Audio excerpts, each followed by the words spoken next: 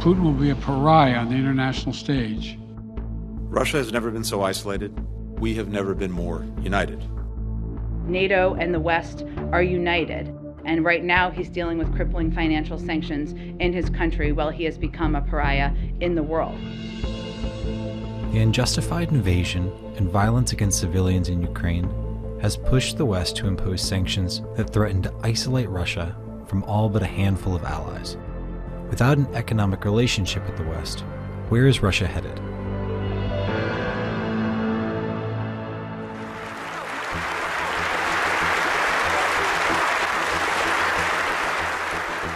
There was a period of time where a lot of people in the West, a lot of governments in the West thought that the way to engage Russia was through business and through trade, that Russia would someday come to our side.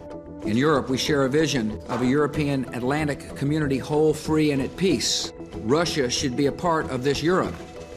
I think this war has proven that that philosophy is just completely bunk at this point. We are past the point of no return. If you really step back, the post-Cold War period, there was general stability, there was a sense of great power peace, and that the countries in Europe would sort of continue to expand and take in Eastern European countries. Russia would find some place, the United States would play a supportive role in all this. That whole notion, that whole era seems to have dissipated. Vladimir Putin does consider, I think, the Ukrainians a lost tribe of this Russian world. And he really is determined to either cripple it or to absorb it if possible. He's having some trouble doing that. Russia is not only facing a resolved Ukraine, but also the international community who is standing behind them, providing support. I want Ukrainian people to know that the world sees you, hears you, and is in awe of your resilience and resolve. The images of civilians with their hands tied behind their back who are shot execution style. The way that Russia has fought this war in a way that is so obviously meant to terrorize and inflict pain and suffering on civilian non-combatants is an indication that Russia simply cannot be treated the way it has before. That this is a war crime. But what does it actually mean for Russia to be considered a pariah state? Pariah states are outcasts of the international community. While there is no set definition, an analysis of American policymakers found the United States punishes pariah states based on 5 categories: the development of weapons of mass destruction, involvement in terrorism, posing a military threat, challenging international norms, and most recently, cyber threats. The United States currently designates 4 countries as state sponsors of terrorism: Cuba, North Korea, Iran, and Syria. But foreign policy is always evolving. Cuba was removed from the list of state-sponsored terrorists by President Obama before returning under President Trump. Effective immediately, I am canceling the last administration's completely one-sided deal with Cuba.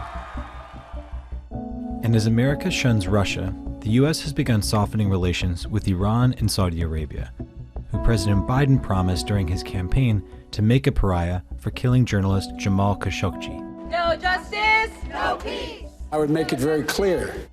We were going to, in fact, make them pay the price and make them, in fact, the pariah that they are. We have an interest globally in maintaining a steady supply of energy, including through our diplomatic efforts. We have a multiplicity of interests and use diplomacy to try to advance them.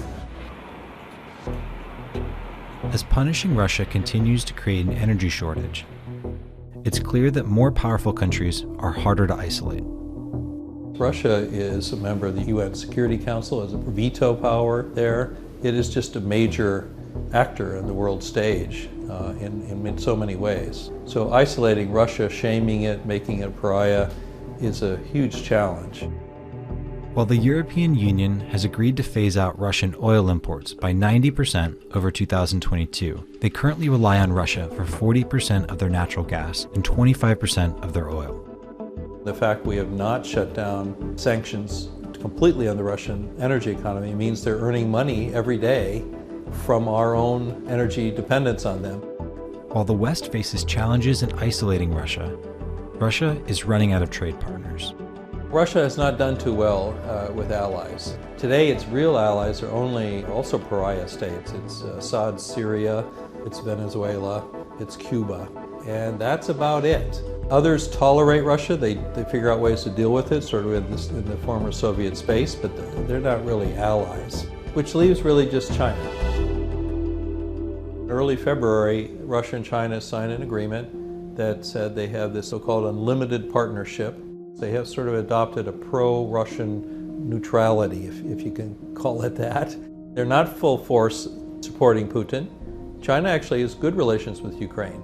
Xi Jinping does not want to have chaos, turbulence all across Eurasia. China's economy is so much more deeply integrated with Western economies than is Russia, and it's much more of a factor in the global economy.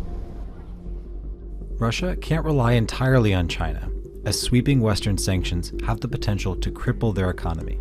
The major sanction is on the Russian central bank. This was a surprise to the Russians, that the West would go that far, that fast. It was, some would say, sort of the nuclear option in terms of sanction. You shut off the Russian government's ability to tap the world's capital markets. Russian GDP, by their own estimates, is expected to fall by between 8 and 12%. This is the sharpest contraction since 1994. Other former finance officials in Russia put that number closer to 30%. Crippling sanctions may lead to jobs disappearing and savings lost if the ruble crashes, making it difficult for Russians to meet their basic needs.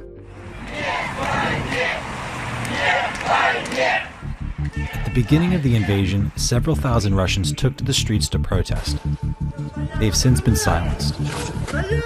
While accurate polling in Russia can be difficult, overall Russians have been in support of Putin's actions. There's a certain paradox to Putin's hold on power, that while he is driving the country toward the abyss, his approval ratings are quite high. The Russian people have come to support Putin.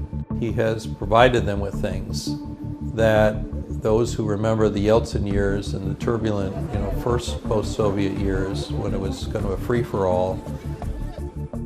Putin is a known entity. He is someone who has been a stable hand for years, and there's really no clear person to replace him at this point. The Russian people are known through history of suffering. They have shown tremendous endurance in many different situations. So accepting the pain of this by many might be just seen as that's what we have to do. That's our part in the conflict. But the longer these sanctions continue, Russians face a future of physical and technological isolation as the world innovates and Russia is left behind. Russians have gotten used to a relatively high standard of living in the last couple of years, and as that begins to fade away, we might start to see the first bubblings up of social discontent. I think they've lost a sense of their future. They don't know where their future lies now. Does it lie with Vladimir Putin? Russian citizens are no longer able to travel into Europe because of bans on the use of European airspace by Russian aircraft. It's very difficult for Russians to spend their money abroad because of banking sanctions.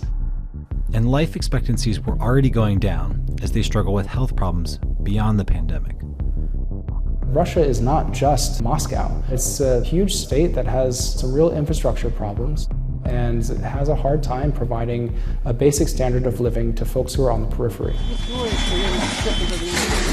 There is no sign of the conflict in Ukraine ending, and for that, Russia is paying a steep price that may define Putin's legacy. But the West's resolve also comes at a price. Russia's energy resources, nuclear arsenal, and sheer size prove that it isn't as easy to isolate as other pariah states.